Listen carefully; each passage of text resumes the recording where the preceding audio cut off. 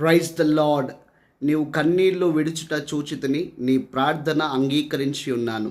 యెషయా గ్రంథము 38వ అధ్యాయము 5వ వచనంలో ఉన్నటువంటి మాట ఇది. మన దేవుడు ప్రార్థన ఆలకించేటువంటి దేవుడు. హల్లెలూయా. అంత మాత్రమే కాదు, ఆయన చూచే దేవుడిగా ఉన్నాడనేటువంటి విషయాన్ని కూడా ఇక్కడ గమనించాలి. ఎందుకంటే భక్తుడు తాను చేసేటువంటి కన్నీటి ప్రార్థన దేవుడు చూశాడు కాబట్టి, ఈరోజు నువ్వు చేసేటువంటి ప్రార్థనలు కూడా ఆయన వింటున్నాడు, చూస్తున్నాడు. అంత మాత్రమే కాదు, వాటికి ఆయన తప్పక జవాబునిస్తాడు.